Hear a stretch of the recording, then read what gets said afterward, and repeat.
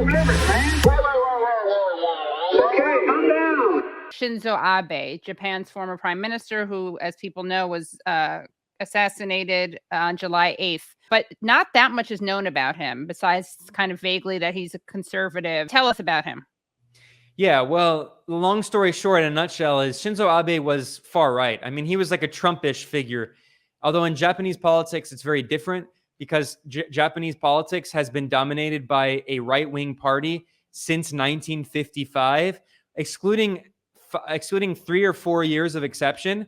Since 1955, one party has ruled Japan. It's been a one-party regime. And that party is ironically called the Liberal Democratic Party.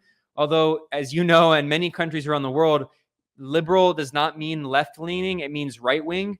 And it's called the Liberal Democratic Party because it was created by the CIA, actually, in the 1950s, that were merging the two main right-wing parties to stop dividing the right-wing vote.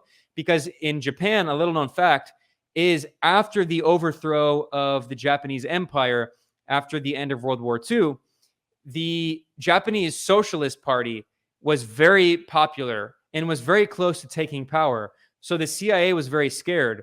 And the CIA pressured the two main right-wing parties, the Liberal Party and the Democratic Party, to unite into the Liberal Democratic Party.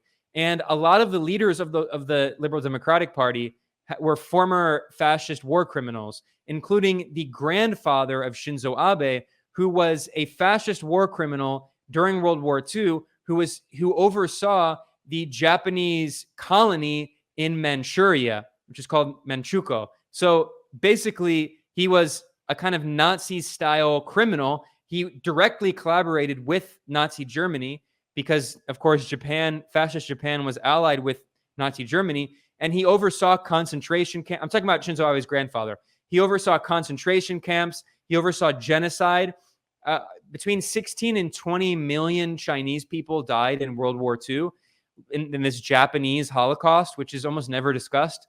And also Japan carried out genocide in Korea. Abe's grandfather was a Nazi collaborator, fascist war criminal. And what happened is he was briefly imprisoned after World War II, but then the CIA released him, and the US released a lot of former war criminals in order to run as politicians against the socialists, because they recognized that basically if all of the far right, forces that collaborated with the Japanese Empire, if they were purged, the only real significant political force left would be the socialists. And as the meme says, the US it hates socialists more than fascists. And we see this again, and we see this pattern again and again. I talked about Operation Gladio. So the US rehabilitated all of these former Japanese fascist war criminals, and Shinzo Abe's grandfather was one of them.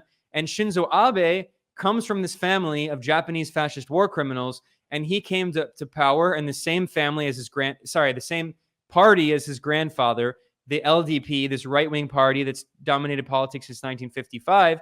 And he basically, his life goal was to rewrite the history of the Japanese Empire. He was a genocide denier. He denied the genocide committed by the Japanese Empire against Chinese people and Koreans and Filipinos and other people in Southeast Asia. And he denied the sex slavery of Korean women, so-called comfort women, which is a euphemism. They were sex slaves. Of course. Shinzo Abe denied that history. Shinzo Abe visited this shrine, this very infamous shrine, which is a shrine that honors Japanese war criminals from the Japanese Empire. And he was also, before he left office, he was trying to rewrite the pacifist constitution, because Japan does have a military, but it's technically called the Self-Defense Forces, and they're really not allowed to deploy their forces abroad. So he was trying to rewrite the pacifist constitution, and he came close to doing that. And now people from his same party are continuing that same path. So the idea that Shinzo Abe was some great democratic leader, no, I mean, he was very far right. He came from a family of fascist war criminals, and not to hold, the crimes of a father against the son, but he was unrepentant about it. He praised his grandfather. He said his grandfather didn't do anything wrong, and he was continuing exactly in the legacy of his grandfather.